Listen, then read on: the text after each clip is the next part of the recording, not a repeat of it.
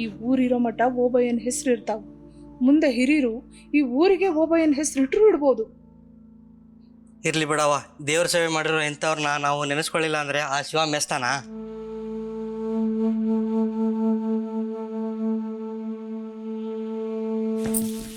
ಒಡಿಯಂಗಿಲ್ಲ ಬಿಡು. ಏಟ್ ಬಿದ್ರು ನಿನ್ನ ಸಾಂಬವಿಗೇನು ಬೀಳಲ್ಲ. ನನ್ನ ಗಂಡನ ಶರೀರಕ್ಕ ಬೀಳೋದು ಆ ಅರಿವು ಐತೆ ನನಗೆ. ನಾನೀಗ ಸಾಂಬವಿ ಹತ್ರ ಮಾತಾಡ್ಬೇಕು. ನನ್ನ ಗಂಡನ ಶರೀರದಾಗ ಇವಾಗ ನನ್ನ ಗಂಡ ಇಲ್ಲ ಅಂತ ನೀನು ಹೇಳಕತ್ತಿ. ಆದ್ರೆ ಇಲ್ಲಿ ನೋಡ್ತಿರೋ ಮಂದಿಗೆಲ್ಲ ತಿಳಿದೈತೆ ಇದು ಅವಂದೇ ಶರೀರ ಅಂತ. ಹೌದಿಲ್ಲೋ? ನೀನ್ ಹೇಳಕತ್ತಿ ನನ್ನ ಗಂಡನ ಶರೀರದಾಗ ನೀನ್ ಬಂದು ಸೇರ್ಕಂಡಿ ಅಂತ. ನೀನು ಹೊಸ್ತಿಗೆ ಬಂದಾಗ ನನ್ನ ಗಂಡ ಏನು ಅನ್ಲಿನೇನು? ಬೇಡ ಅನ್ಲಿಲ್ಲ. ನಂದೇನು ಶರೀರನ ಪಾರಂಪುಕ್ಕು ಜಮೀನ ಅಂತ ಕೇಳಲಿಲ್ಲೇನು? ನನಗೆ ಹೆಂಡತಿ ಅದಾಳ, ನನ್ನೇ ನಂಬ್ಕಂಡಾಳ. ನಿನಗೆ ಹೊಸ್ತಿ ಕೊಟ್ರೆ ಆಕೆ ಹಣೆ ಬರ ಏನು ಅಂತ ಕೇಳಲಿಲ್ಲೇನು?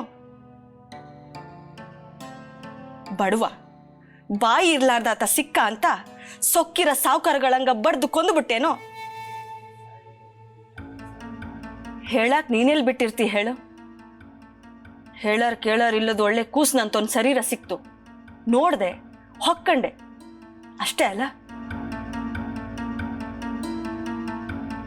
ಹೇಳು, ನನ್ ಗಂಡ ಎಲ್ಲೋದ?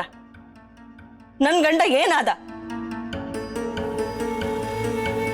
ಹೇಳು, ಯಾಕೆ ಸುಮ್ಮನಾದೆ? ಮೂರ್ ಲೋಕದಾಗ ಆಗದು ಆಗಿರೋದು ಎಲ್ಲ ನಿನಗೆ ಗೊತ್ತಲ್ಲವಾ ಸಾಂಬವಿ? ಹೇಳು, ನನ್ ಗಂಡ ಎಲ್ಲಿ? ಅಮ್ಮ ಓಬಯ್ಯ, ನೀ ಹಿಂಗ್ಯಾಕೆ ಕುಂತಿ? ಹೇಳು. ಯಾಕಪ್ಪ ಹಿರೇತ, ನಿನಗ್ ಗೊತ್ತಿಲ್ಲೇನೋ ನಾನ್ ಸಾಂಬವಿ ಅಂತ? ನೀ ಸಾಂಬವಿ ಆದ್ರ ಈ ಕೂಸ್ ಕೇಳೋ ಪ್ರಶ್ನೆಗೆ ಉತ್ತರ ಹೇಳು. ಈಕಿ ಜಗಳೂರ್ ಅಪ್ಪಂಗ್ ನಡ್ಕಂತಾಳ, ಮಾತಾಡಿದ್ರೆ ಆಕಿನ ನೆನ್ಸ್ತಾಳ, ಅವಂಗ ಕೈ ಮುಗಿತಾಳ. ನಾನ್ ಯಾಕೆ ಈಕಿನ ಮಾತಾಡಿಸ್ಲಿ? ನೋಡು, ಮತ್ ಅದನ್ನೇ ಹೇಳ್ತಿ. ದೇವ್ರಾಡ ಮಾತಾ ಇದು? ಒಬ್ರು ನೆನ್ಸ್ಕೊಂಡ್ರೆ ಇನ್ನೊಬ್ರು ಸೆಟ್ಕಂತಾರ ಅಂತಂದ್ರ ನೀವೇನ್ ದೇವ್ರುಗಳೋ ಇಲ್ಲ ನಮ್ಮಂಗ್ ಮನುಷ್ಯರು?